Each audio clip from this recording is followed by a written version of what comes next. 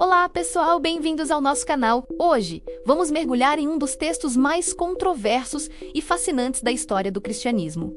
O Evangelho de Judas, descoberto nos anos 70, mas só revelado ao mundo em 2006. Este antigo manuscrito virou de cabeça para baixo tudo o que pensávamos saber sobre a figura mais infame da Bíblia. Preparem-se, porque a história que vamos contar hoje é digna de um thriller histórico. Vamos começar com a descoberta. Imagine um manuscrito de papiro, escrito em copta, uma antiga língua egípcia, há cerca de 1700 anos. Ele foi encontrado no Egito, perto da cidade de El Minha. Durante décadas, este documento passou de mão em mão no mercado de antiguidades, sofrendo danos e quase se perdendo para sempre. Felizmente, em 2001, ele foi adquirido por uma fundação que percebeu sua importância monumental. Com a ajuda da National Geographic, uma equipe de especialistas iniciou um trabalho minucioso de restauração e tradução. O que eles encontraram foi explosivo. O texto se autodenomina o relato secreto da revelação que Jesus falou em conversa com Judas Iscariotes. Logo de cara, isso já é chocante. A narrativa é completamente diferente daquela que conhecemos dos evangelhos do Novo Testamento. Mateus, Marcos, Lucas e João. Nesses evangelhos canônicos, Judas é o traidor, aquele que vendeu Jesus por 30 moedas de prata e o entregou com um beijo. Ele é o vilão da história, um personagem movido pela ganância ou pela influência do mal. Mas o Evangelho de Judas pinta um quadro radicalmente diferente. Neste texto, Judas não é um traidor. Pelo contrário, ele é o discípulo mais próximo de Jesus, o único que realmente compreendeu seus ensinamentos secretos. Jesus ri dos outros discípulos por suas orações equivocadas e por não entenderem a sua verdadeira natureza. Ele então chama Judas à parte e lhe confia uma missão sagrada e terrível. Qual era essa missão? Segundo este evangelho, Jesus diz a Judas: "Você superará todos eles, pois você sacrificará o homem que me veste." Vamos analisar essa frase. Para os gnósticos, grupo cristão que provavelmente escreveu este texto, o corpo físico era uma prisão para a centelha divina que existia dentro de cada um de nós.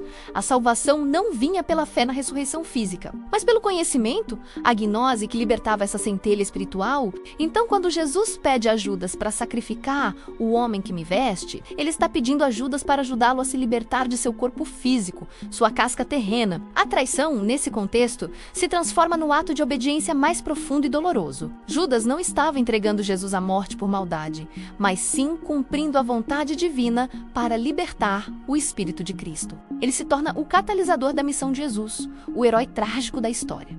Essa visão é profundamente gnóstica. Os gnósticos acreditavam que o mundo material foi criado por uma divindade inferior e imperfeita, e não pelo verdadeiro Deus Supremo. O conhecimento secreto, ou gnose, era o caminho para transcender este mundo falho e retornar ao reino espiritual. O Evangelho de Judas está repleto dessas ideias. Jesus é apresentado como um mestre que veio do reino imortal para compartilhar esse conhecimento libertador com uma alma escolhida, que, neste caso, é Judas.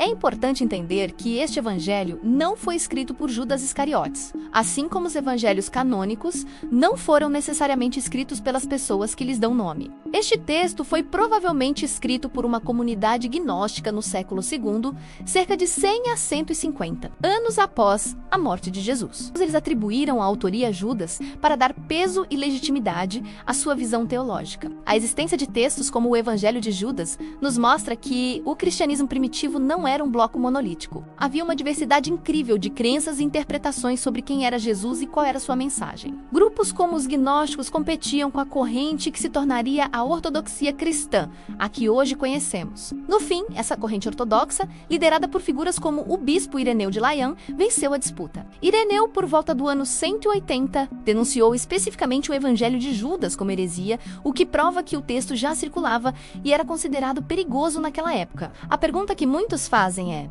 isso muda o cristianismo? O Evangelho de Judas deve ser incluído na Bíblia?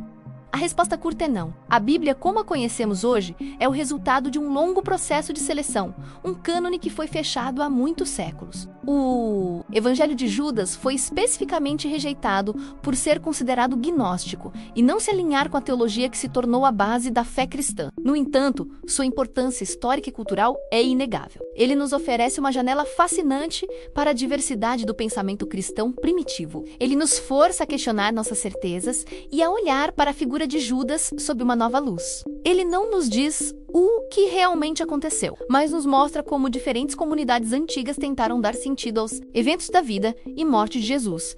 É uma peça crucial no quebra-cabeça da história das religiões. O texto termina de forma abrupta. Depois da revelação de Jesus, a narrativa avança rapidamente para o momento da traição. Diz que Judas recebeu algum dinheiro e o entregou a eles. E é isso, não há crucificação, não há ressurreição. O foco do evangelho não está nesses eventos, mas sim no conhecimento secreto transmitido de Jesus para Judas. O ato final é a consequência lógica dessa revelação, o cumprimento da missão de Judas. Então, da próxima vez que você ouvir o nome Judas, talvez se lembre desta outra história. A história de um discípulo amado, encarregado da tarefa mais difícil de todas. Não o traidor movido pela ganância, mas o agente da libertação, condenado a ser incompreendido e odiado por milênios. Uma narrativa que nos desafia a pensar que, às vezes, a história tem mais de uma versão. E a verdade pode ser muito mais complexa do que imaginamos. Espero que tenham gostado desta viagem ao passado. O Evangelho de Judas é um lembrete poderoso de que a história é escrita pelos vencedores, mas as vozes dos vencidos às vezes encontram uma maneira de ecoar através dos séculos. O que você acha dessa versão da história? Deixe sua opinião nos comentários. Adoraríamos saber o que você pensa. Muito obrigado por assistir. Se você curtiu este mergulho profundo na história, não se esqueça de deixar o seu like, compartilhar com seus amigos e, claro, se inscrever no canal para não perder nossos próximos vídeos. Até a próxima!